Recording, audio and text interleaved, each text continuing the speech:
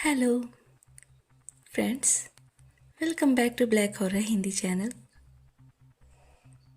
दोस्तों, शायद आप में से बहुत कम लोग इस बीस्ट के बारे में सुने होंगे। कोई बात नहीं, मैं हूं ना बताने के लिए।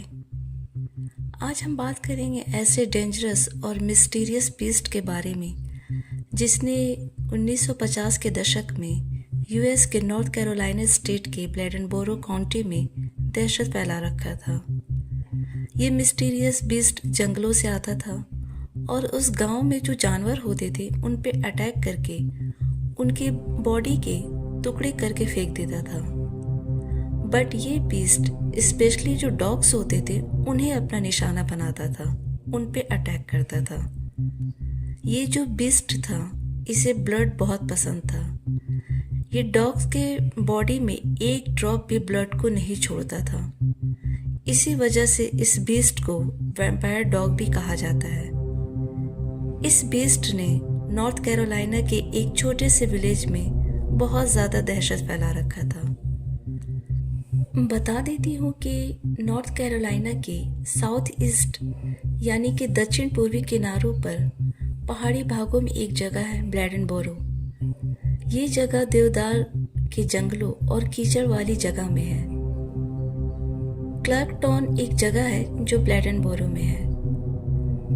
तो घटना की शुरुआत इस तरह होती है कि दिसंबर 29, 1953 को क्लार्कटाउन की एक लोकल लेडी को उसके पड़ोसी के कुत्ते के भौंकने और गुर्राने की आवाज़ आती है। वो बाहर जाती है देखने के लिए। उस लेडी ने देखा कि कोई एनिमल है जो किसी लॉयन और भालू के जैसा दिख रहा था। इससे पहले कि वो लेडी उस एनिमल को अच्छे से देख पाती, वो एनिमल अंधेरे में गायब हो जाता है। और ये वो इंसिडेंट था जब उस बीस्ट को पहली बार देखा गया था। वो लेडी काफ़ी डर गई थी। इसके बाद दिसंबर 31 की शाम को ब्लैडेनबोरो के पुलिस चीफ रॉय फोर्स को वुडी स्टॉर्म नाम के एक किसान के खेत में बुलाया गया था, क्योंकि उस किसान के 2 बड़े डॉग्स को किसी बहुत बड़े और शक्तिशाली जानवर ने मार दिया था। उन बेचारे डॉग्स का पूरा शरीर पूरी तरह से खून में सना हुआ था और बॉडी में बस कुछ ही ड्रॉप ब्लड थे। फिर ऐसी कई रिपोर्ट्स आने लगी। डीजी पेट नाम के एक सर्विस स्टेशन ओनर ने कहा कि उसने अपने सर्विस स्टेशन से देखा कि एक कुत्ते पर एक बड़े से क्रिएचर ने हमला किया और वो उसे जंगल में खींचकर ले गया है। कुछ और विटनेसेस ने बताया कि ये जो क्रिएचर था ये डॉग्स को बहुत बुरी तरीके से चीर-फाड़ करता था। ये क्रिएचर डॉग्स का जो लोअर जॉ होता था उसको अलग करके रख देता था और डॉग्स का स्कल जो रहता था यानी कि जो खोपड़ी रहता था वो पूरी तरह से क्रश हुआ मिलता था।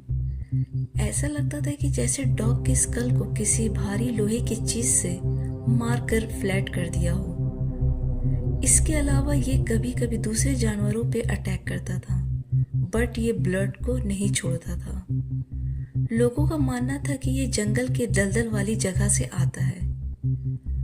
कुछ विटनेसेस ने बताया कि उस क्रिएचर की आवाज बहुत अजीब और भयानक थी, जैसे किसी लेडी को जब नाइफ से मारा जाता है तो जब वो चीखती है तो उस तरह की आवाज इस क्रिएचर की थी। जिन लोगों ने इस बीस्ट को देखा उसने बताया कि ये करीब 5 फीट लंबा है, ब्लैक कलर का और एक छोटी सी पूंछ है, बट इसके जो दांत हैं सामने के वो काफी लंबे हैं।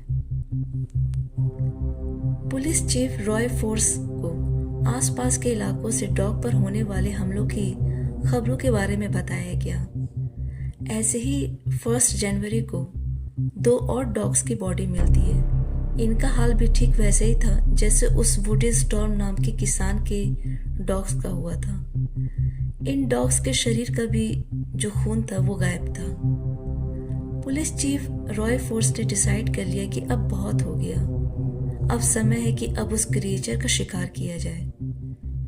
विल्मिंगटन से प्रोफेशनल हंटर्स की टीम को बुलाया जाता है। जब पुलिस चीफ इस हंटर्स की टीम के साथ जंगल में गई तो जो डॉग्स इन लोगों के साथ था वो उस क्रिएचर के रास्ते पर नहीं जा रहा था, मतलब जंगल में जो ट्रेल होती उस पर वो नहीं जा रहा था। ब्लेडेनबोरो में इस क्रिएचर ने इतना दहशत फैला रखा था कि इसका नाम बीस्ट ऑफ ब्लेडेनबोरो रख दिया गया।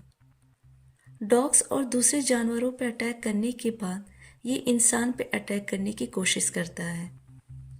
फिर जनवरी 5 को उस क्रिएचर ने एक इंसान पर अटैक किया। उस शाम एक लेडी जिसका नाम सी ईकेंसलॉ था, वो अपने घर के बाहर कुत्तों के रोने और धीमी सी सिसकने की आवाज़ को सुनती हैं। वो बाहर इन्वेस्टिगेट करने गई। उन्होंने देखा कि उसकी ओर एक बड़ा और बिल्ली के जैसा दिखने वाला कोई क्रिएचर आ रहा था। वो लेडी किंसलॉ चिल्लाई और उसकी आवाज़ सुनकर उनके हस्बैंड बाहर की ओर भाग कर आए। उनको आता देख कर कि वो क्रिएचर वापस जंगल की ओर भाग गया था। दोस्तों, जो इमेज आप स्क्रीन पर देख रहे हैं वो उस न्यूज़पेपर की इमेज है जिसमें उस क्रिएचर के बारे में न्यूज़ पब्लिश की गई थी। न्यूज़ में इस जानवर की कहानी को पढ़कर ब्लेडेनबोरो जो था वो शिकारियों की टोली से भर चुका था। टोटल मिलाकर टेनेसी से थोड़ी दूर से 600 शिकारियों की टोली इस इरादे से उस गांव आए कि अगर उन्होंने उस क्रिएचर का शिकार किया तो उसका सर वो अपने घर की दीवार पर सजा के रखेंगे। हालांकि किसी को भी इस चीज़ के बारे में नहीं पता था कि आखिर वो शिकार किस चीज़ का कर रहे हैं। कुछ लोग कहने लगे कि शायद ये कैरोलिना पैंथर है, जो कि एक बड़े आकार की बिल्ली की एक प्रजाति है जो कभी इस क्षेत्र में रहती थी और लोगों ने सोचा होगा कि अब वो एग्जिस्ट नहीं करती है, अब विलुप्त हो चुकी होगी। जबकि कुछ लोगों का मानना था कि शायद ये कोई कायोटी है या कोई आवारा कुत्ता होगा, और बाकी के लोगों ने सोचा कि वो जो भी होगा इसका पता तो उसके मरने के बाद ही चलेगा। पूरा टाउन खौफ के साए में जी रहा था।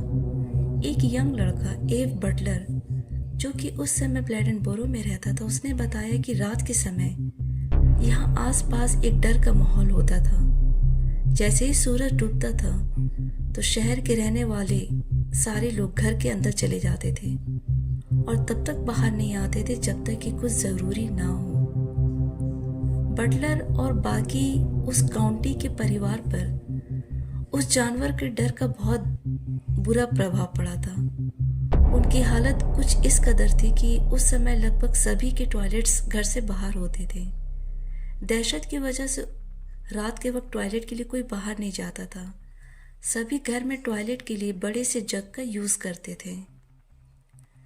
चीज़ें बहुत ख़तरनाक हो रही थी। सिचुएशन हाथ से निकल रहा था। इस बात को ध्यान में रखते हुए ब्लेडेनबोरो के मेयर बॉब फसेल और पुलिस चीफ ने शिकार पर रोक लगा दी।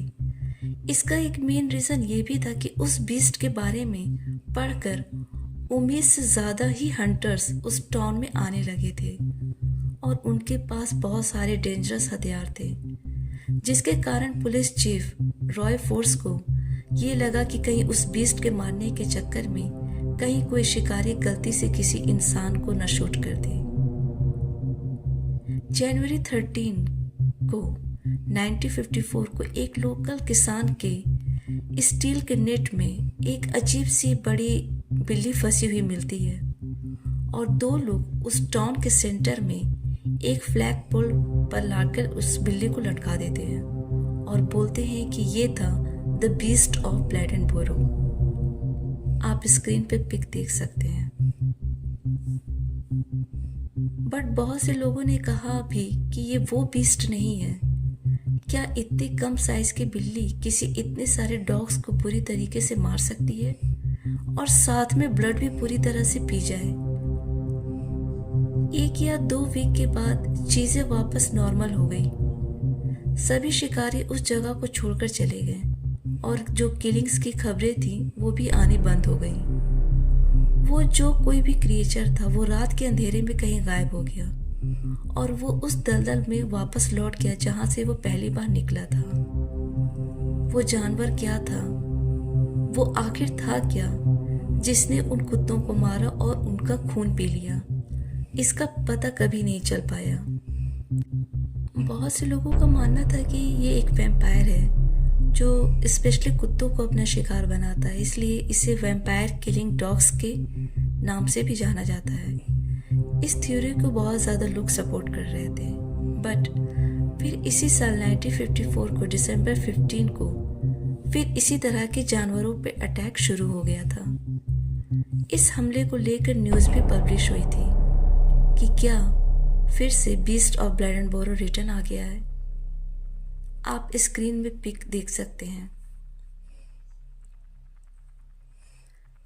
दोस्तों, इस बीस्ट के बारे में आपकी क्या राय है, हमें ज़रूर बताएं।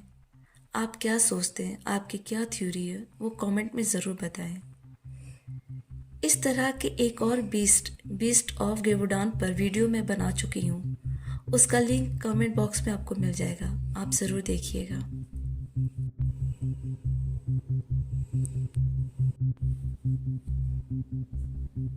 सो दोस्तों, आज की वीडियो और स्टोरीज आपको कैसी लगी हमें कमेंट में ज़रूर बताएं। आपके अच्छे अच्छे कमेंट्स पढ़कर मुझे बहुत मोटिवेशन मिलता है, और प्लीज़ आप लोग वीडियो को लाइक भी कर दिया करें, और आप लोग मेरे चैनल को अपने फ्रेंड्स और फैमिली के साथ ज़रूर शेयर करें ताकि इसकी रीच बढ़े। साथ ही आप चाहते हैं कि अगर आपकी स्टोरीज़ को मैं अपनी आवाज़ दूं, तो डिस्क्रिप्शन में दिए गए लिंक पे अपनी स्टोरीज़ को भेजें, हम उस पर वीडियो ज़रूर बनाएंगे। चैनल पे जो नए दोस्त हैं उनसे रिक्वेस्ट है कि चैनल को ज़रूर सब्सक्राइब करें, और जिन्होंने सब्सक्राइब किया है उनका बहुत बहुत शुक्रिया। दोस्तों, आप और किस किस टॉपिक्स पे वीडियो चाहते हैं हमें कमेंट में ज़रूर बताएं। Thanks for watching video. आज के लिए इतना ही, मिलती हूँ अगली वीडियो में। Till then bye and take care. I love you all.